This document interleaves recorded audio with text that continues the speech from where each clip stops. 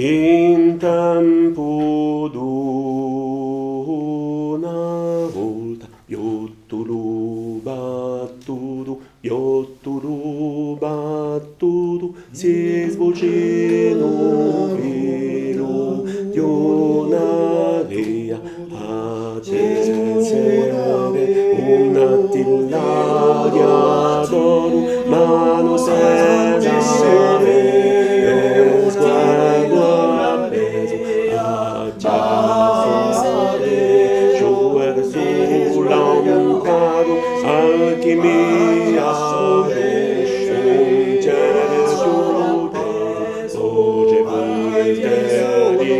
linda osiedosa dalle luci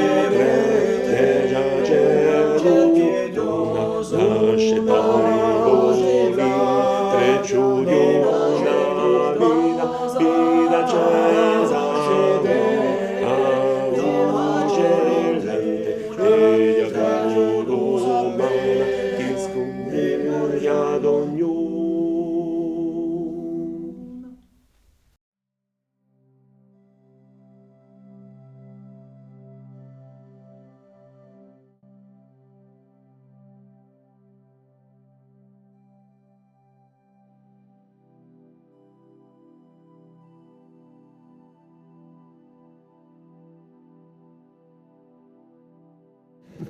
Ah ben, alors, la mémoire, c'est quelque chose qui est double, puisqu'elle est individuelle, mais aussi elle est collective.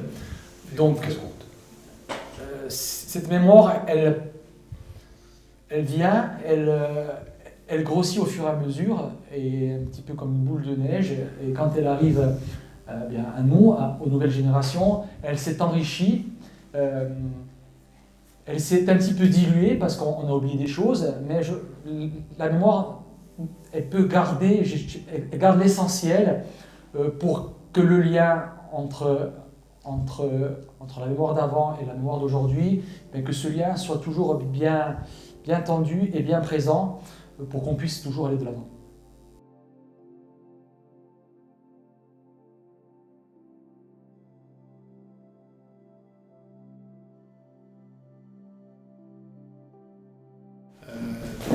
Il est de notre devoir, nous, chanteurs, chantres aussi, les membres des confréries religieuses qui chantent également les chants sacrés de notre île, de transmettre aux générations futures. Le fait est que la transmission jusqu'à aujourd'hui s'est faite toujours de façon orale, toujours de bouche à oreille, comme on nous l'a appris, comme nous l'ont appris nos anciens. Nous faisons la même chose à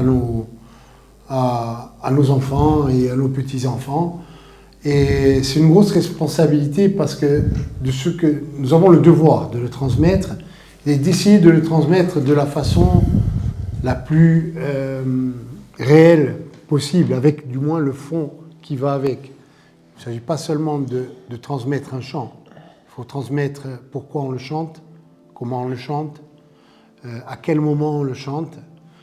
Et pour nous, c'est important, même si nous avons pris un chemin un peu plus... on continue à faire cette transmission de la tradition, mais nous...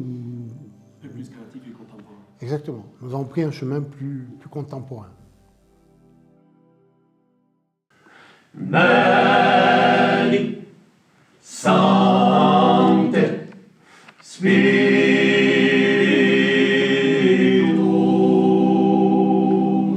Beni, Sancte,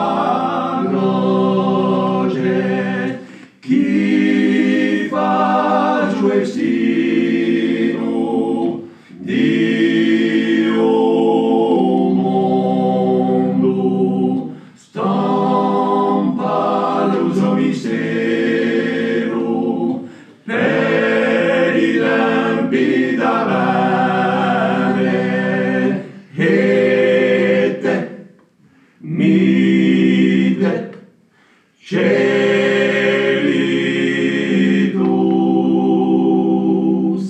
et de Hogilace de lo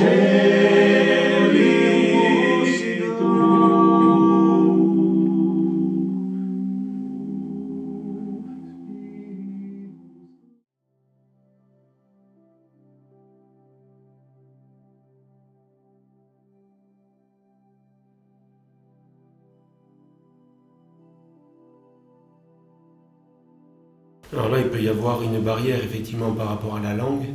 Effectivement, tous les publics ne sont pas corsophones, mais on peut effectivement, et c'est la magie de la musique, faire passer justement des sentiments, des sensations par les harmonies, par les intentions, par l'habillage artistique que l'on peut faire effectivement du texte et l'interprétation donc que l'on en fait.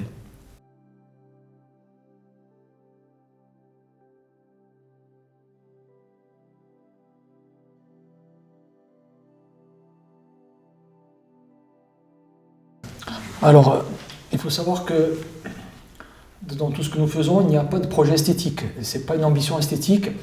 Nous préférons mettre du sens plutôt qu'avoir à rechercher tout un projet esthétique derrière. Il est évident que la langue, elle crée des contraintes, que nous, ces contraintes, on les a intégrées, on ne se rend même plus compte de ces contraintes-là, puisque ce qui sort de nous, ça sort naturellement, c'est pas calculé, c'est pas pensé. Mais dans un travail de création, il y a évidemment de mettre 4 ou 5 voix en harmonie ensemble, et évidemment qu'à un moment donné, on doit choisir entre telle ou telle harmonie par rapport aux voix que l'on a à disposition. Mais vraiment, au départ, ce n'est pas un projet esthétique, c'est de faire sens dans ce qu'on écrit et la manière dont on le chante. senza più puoi sapere se so fare e la truevo l'acqua che corre da un altro senza più sapere se so fare e l'altro caso in fondo al mio corpo o destino così storto un posto più resta santo mondo in giro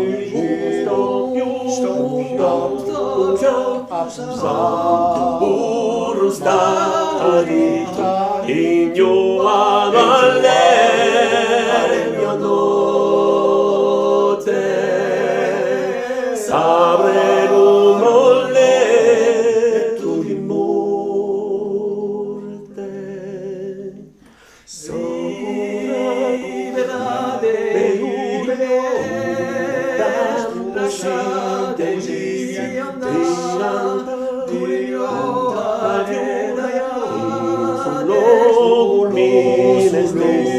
sopra fiume di la stanze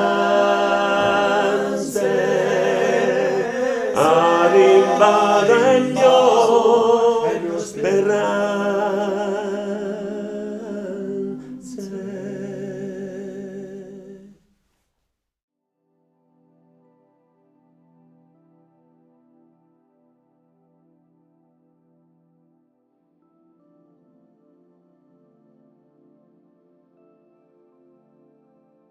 Pour nous, la notion de spirituel, de mystique est très importante pour nous, plus que la notion de religieux. Nous, c'est vraiment la notion de sacré qui nous intéresse, parce qu'on estime que le religieux, c'est quelque chose d'assez fermé, c'est quelque chose qui exclut même parfois les autres, alors que le sacré, on peut mettre du sacré, on peut le trouver partout. Aujourd'hui, on a pu peut-être par moment en faire un moment sacré. Donc pour nous, évidemment, c'est l'humain, c'est le chemin de l'humain vers ce sacré-là. Et comment on va le trouver, et une fois qu'on l'a trouvé, ben, qu'est-ce qu'on en fait? Et c'est vrai que dans notre travail, nous sommes toujours à cheval entre le sacré, le profane, au même titre qu'un être humain, qui n'est pas tout le temps dans le juste, dans l'injuste, Et donc en fait, notre travail reflète un peu ça, ce fait d'être tout le temps à la limite, entre un monde et l'autre, entre le monde du présent, celui du passé, ou le présent et celui de plus tard, entre la vie et la mort, toujours cette espèce de dualité qu'il y a dans notre travail, par rapport au sacré, au profane. Voilà, on retrouve un peu ces dualités un peu dans notre travail. Exactement. Non, j'allais dire un peu comme dans l'eau, justement, où on dévoile la part humaine justement du Christ. Tout à fait. Et effectivement, tu peux en parler peut-être, c'est ta création. On a un chant qui s'appelle l'Homme, qui évoque la double nature du Christ. Et nous, on a voulu mettre en avant sa nature humaine, plutôt que sa nature divine. Parce que donc, la nature humaine, c'est tout ce qui en découle après, les doutes, les questions, les faiblesses, etc., etc.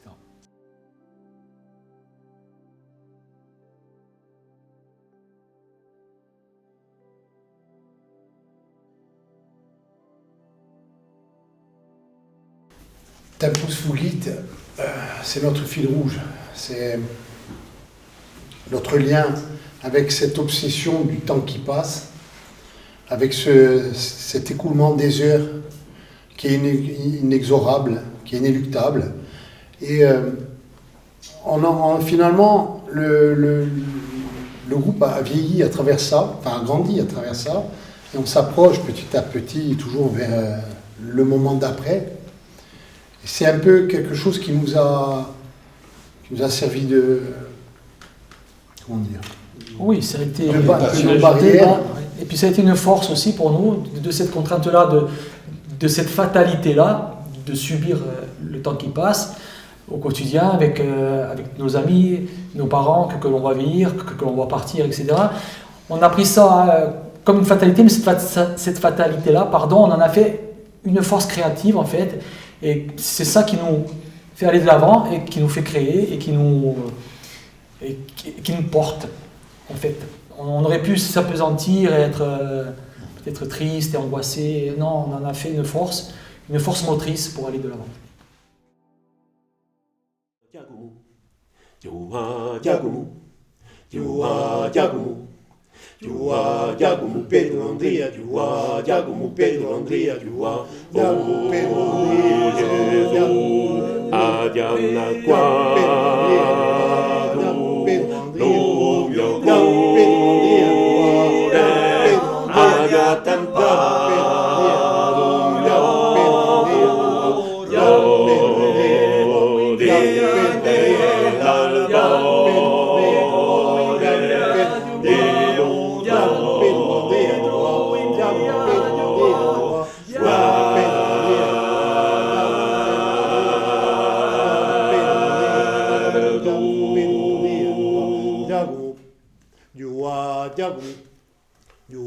Contessina volte la via giurata, Contessina vine, Concilla giurata, Odolo del magro, già tre volte di clature, morimore di laugia, corium volte di volte di clature, odolore di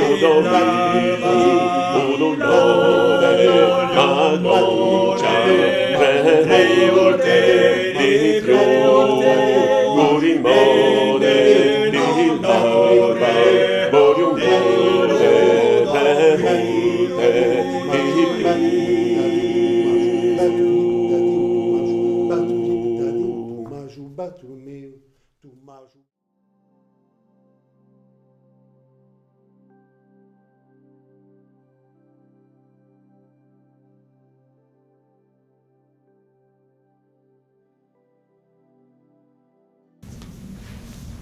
Là, en fait,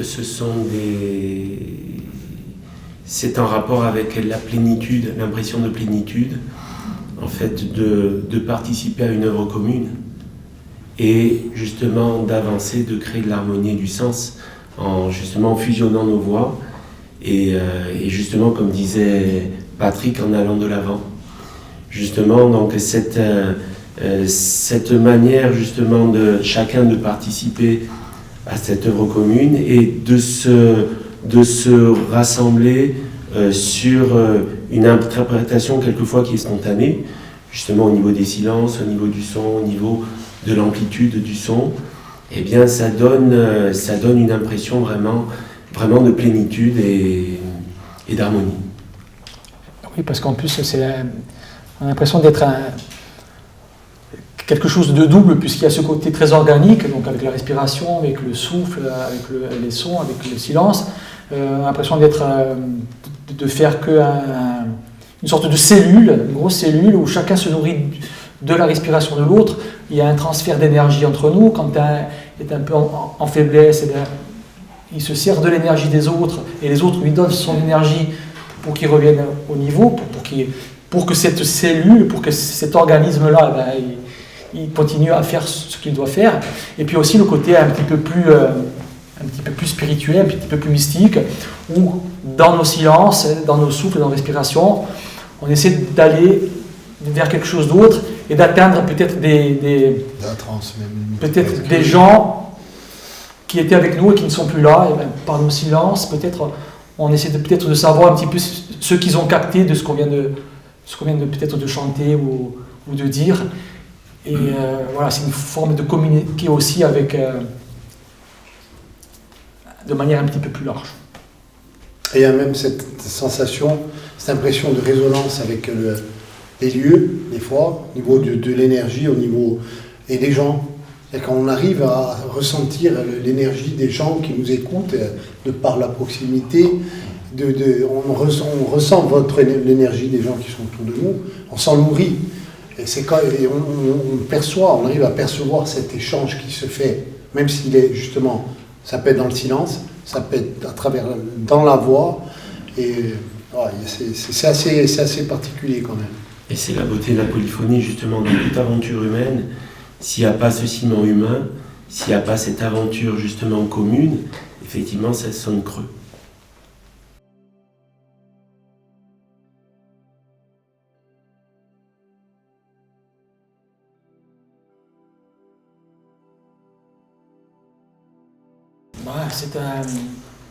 Nous, notre groupe, on est ensemble depuis 25 ans.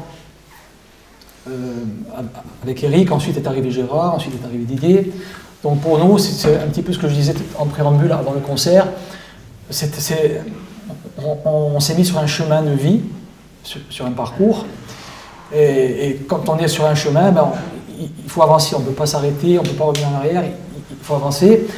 Donc on a tout connu, nous, avec ce groupe-là, les joies, les peines, les disparitions, les membres de groupe qui ne sont plus là, et tout ce les rencontres, évidemment, et tout ça, ça nous a enrichis, ça nous a façonnés. On n'est évidemment plus les mêmes qu'on était il y a 25 ans, donc on a un rapport aux autres qui est un rapport plus collectif, beaucoup plus familial, beaucoup plus comme des fratries. On a un rapport au monde qui a changé aussi, puisqu'on est sorti de notre petit village et puis on a rencontré des gens, on a rencontré des Géorgiens, je pense à Rouen qui est là, on a rencontré des Polonais, des Grecs, des Ukrainiens, des Mexicains, on a rencontré le monde entier. Donc ça a changé, ça a façonné aussi notre regard sur les autres, sur le monde. On s'est aperçu que la musique, le chant, qu'il y avait beaucoup de connexions, beaucoup de similarités sur la façon de chanter, sur le souffle, la respiration, sur les ornements, les mélismes. Donc ça nous a vraiment enrichis, ça a changé notre rapport au monde, à notre petit monde, et puis sur un monde un peu plus grand. Et surtout, à force de mettre du sens dans les choses, on fait tout le temps un pas de côté pour voir vraiment si on est dans le vrai, en fait. Et pour en venir aussi à la transmission, on est très attaché au rituel. Parce que le rituel, c'est le seul moyen de faire un lien avec le passé et de retrouver un petit peu nos ancêtres, de ce qu'ils faisaient et de ce qu'ils nous ont laissé pour arriver jusqu'à aujourd'hui. Donc il y a aussi cette manière aussi d'aborder notre chant, nos mises en scène et le reste par le rituel pour être toujours accroché à notre mémoire, à nos ancêtres, mais toujours dans une manière d'aborder les choses de manière très contemporaine, très actuelle, parce que eh bien, on peut pas rester figé dans les siècles, parce que le monde il tourne, il change, il évolue, il est en mutation constamment. Et voilà, nous, ça nous a permis aussi au fur et à mesure de nous adapter et de changer nous aussi et d'évoluer avec ce monde-là, avec les gens que l'on a rencontrés et qui nous ont beaucoup enrichis et qui sont devenus des amis pour certains.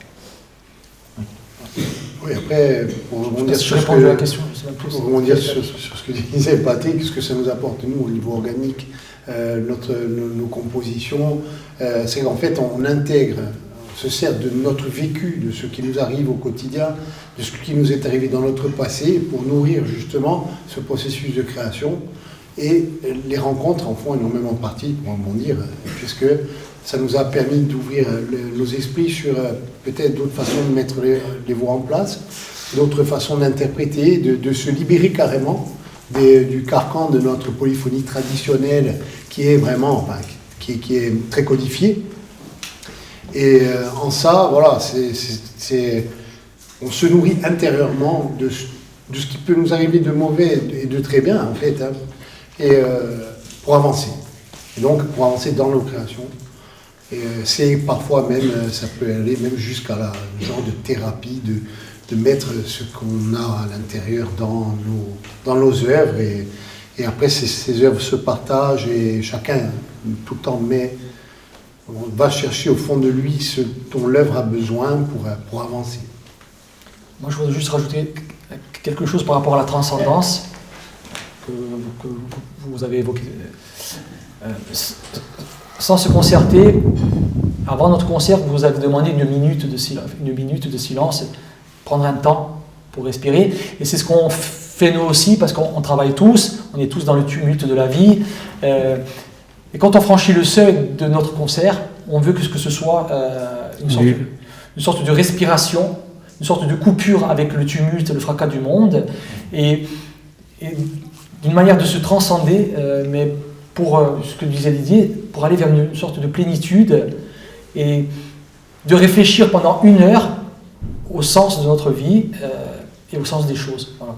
Et ce côté, cette transcendance-là, oui, on essaie peut-être de la cultiver parce que c'est très important pour nous qu'il y ait le monde de dehors, le tumulte, les violences au travail ou à la maison ou les guerres.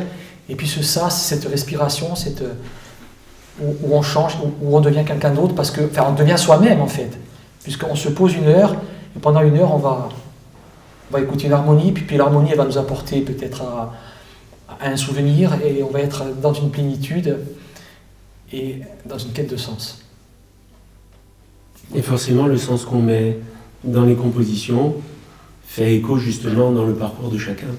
Puisque effectivement nous sommes tous humains, nous sommes tous confrontés aux mêmes difficultés et aux mêmes moments contrastés de la vie.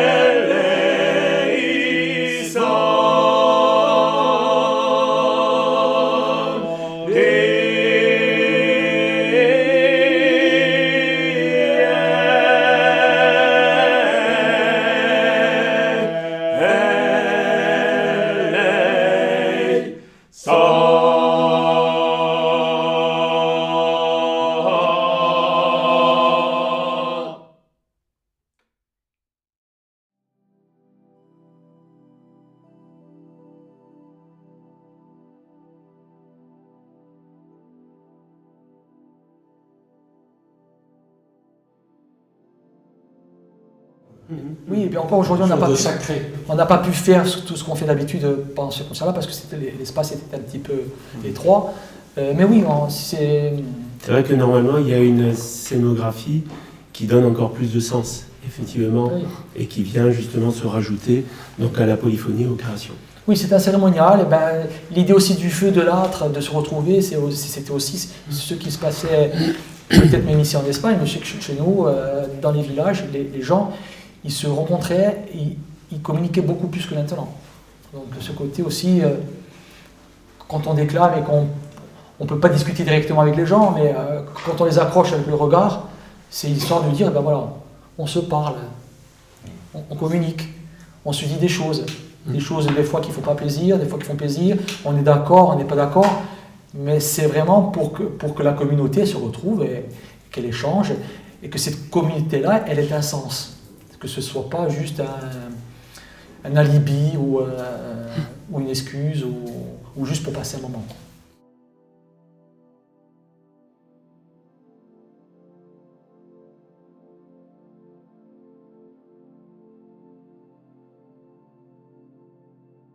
Très bien, c'est ce que je veux dire. Nous, on prend plaisir à chanter partout. Mais il y a des endroits comme ça où c'est ce que je disais avant, on peut apporter même du sacré, du spirituel, du mysticisme dans une gare, dans une grotte, à l'extérieur. Dans des lieux insolites. Dans des lieux insolites. Et là, le fait que ce soit petit, c'est très chaleureux, voilà. évidemment. Il y a un côté intimiste. Et les choses, intéressant. elles passent beaucoup plus directement avec les gens. Il y a beaucoup plus d'échanges par les regards, par les souffles, les respirations. Pour nous, on préfère chanter 10 fois devant 40 personnes qu'une fois devant 400. Merci. Merci beaucoup. Merci beaucoup. Merci beaucoup.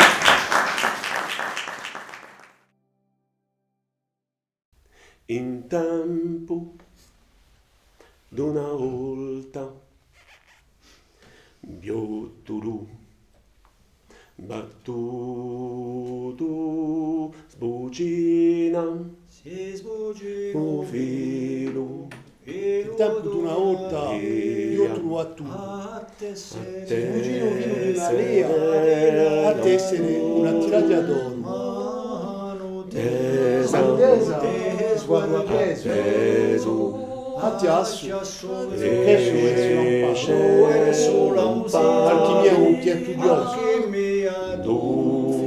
Voce volte linda o pietosa, tale l'uso, che ne va genuino, lasciando l'intreccio di una vita accesa e gennante, sediatura umana che scolpisce a memoria.